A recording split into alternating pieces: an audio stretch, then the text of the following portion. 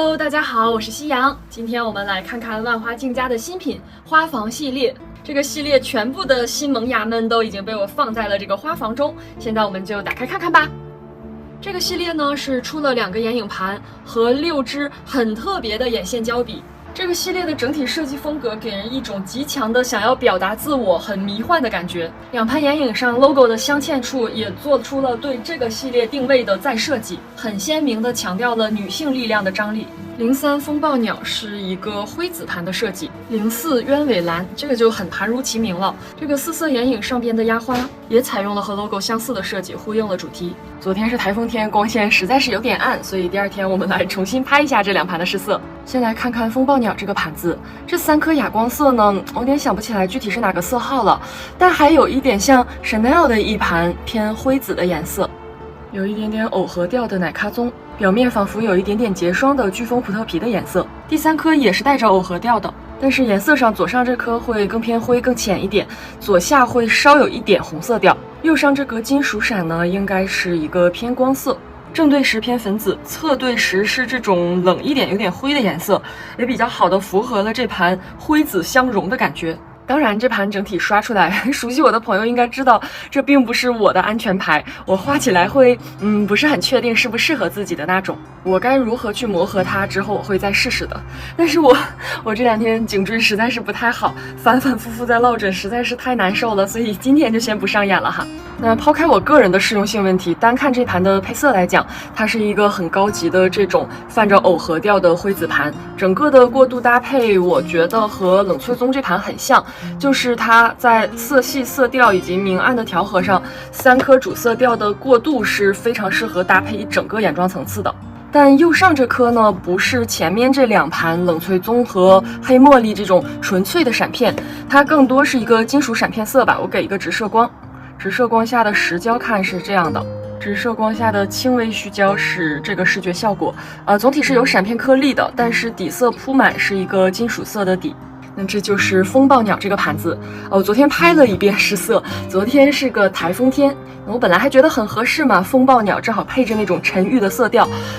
但我觉得还原的不是很准，所以今天又来了一遍。今天就是个艳阳天了，阳光直射下拉开窗帘拍摄是这样的色调。总体来讲，在我手上是完全看不到暖意的，就是没有什么红调，哪怕在阳光下也就是这样。这颗微微泛红，其他的没有感觉啊。为什么说这一点？因为我在跟张兄聊天的时候，在想，在我的肤色上要是发红的灰紫盘，可能对橄榄盘来讲就不太行了，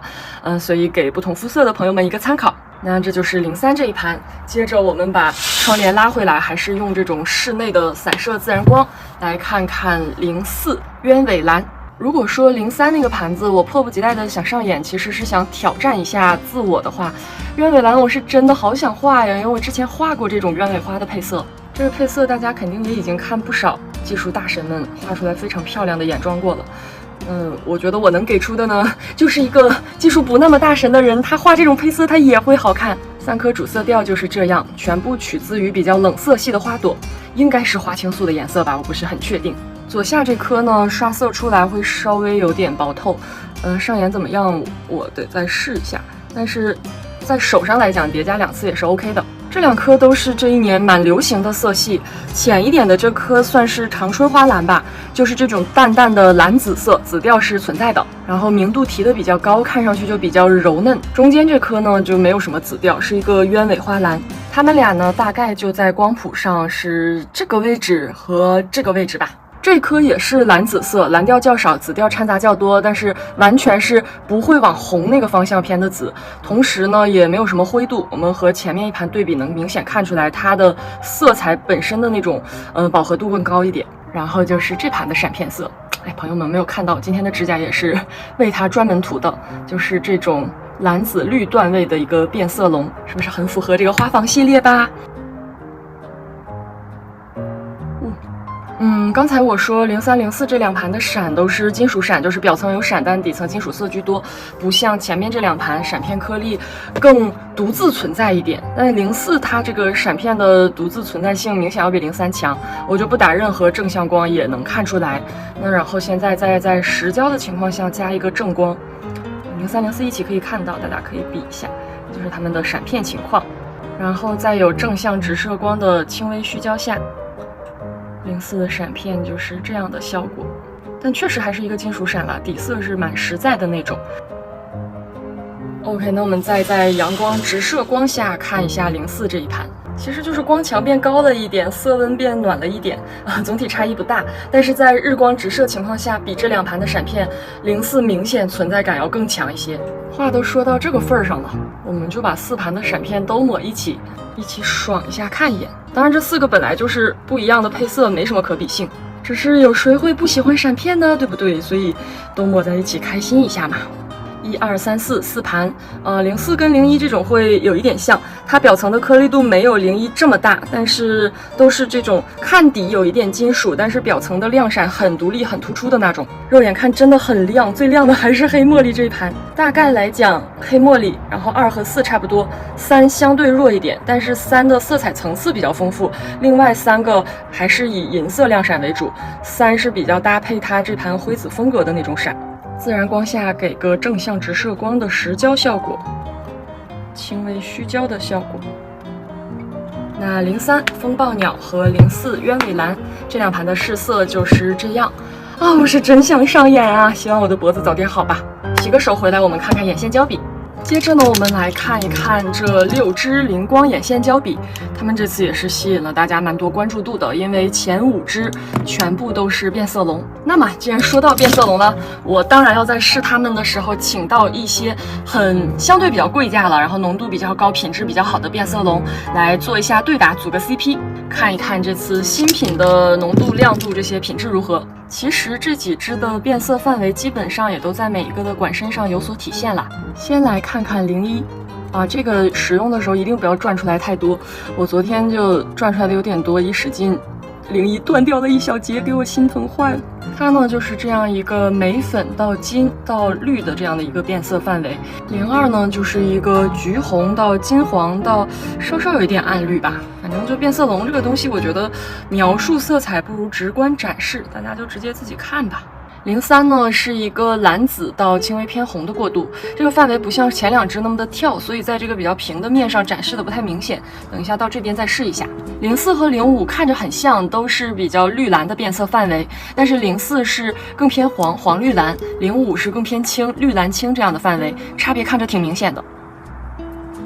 黄绿蓝，我感觉我要写不下了，在手上写字真的好像小孩子呀。这就是它的前5支变色龙眼线胶笔。06呢就是一支冰蓝色的偏光啦。我试图还原了一下这个 logo， 但是我这个绘画苦手的能力实在是有点弱。昨天我还试图拿这6支一起画了这个 logo， 很显而易见就是有形似没有神似的状态。那这就是这6支眼线胶笔。接着我们就来看看这些变色范围相近的单色变色龙眼影。先是01和02，因为这边手腕范围有弧度，所以这个变色范围会看得更清楚一点。01和上面这枚是不是范围很接近？整个会比01更偏橘红的这样的一个组合。刚才在这边看的不太清晰的03呢，其实和这枚变色龙的范围特别的像，它在弯曲度比较高的时候会观察的比较明显，所以它可能不太像前2个颜色那样对撞的那么冲突。太贴近的效果就是需要一些更大的弧度范围，就比较好观测。04、05的变色范围就是我最喜欢的变色龙区段啦，而且可能是色料的原因，这个区段的变色龙往往是相对最贴合的，就最不容易掉渣的。04这种会更偏黄绿蓝，05这颗会更偏青绿蓝青。看一下04和05的差异。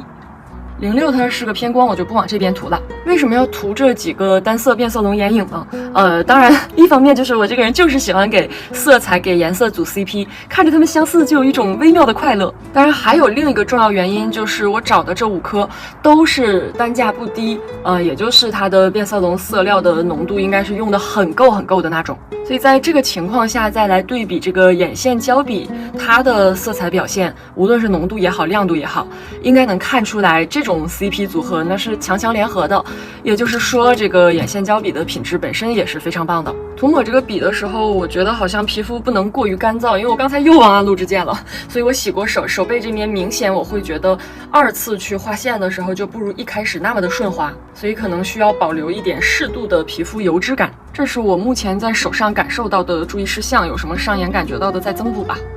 再带大家最后看一圈。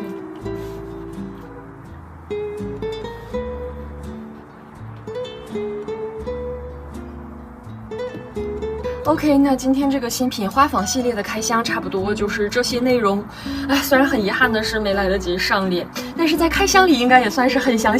细了的吧。OK， 那今天这条视频的内容就是这样啦。我是夕阳，我们下次再见，拜拜。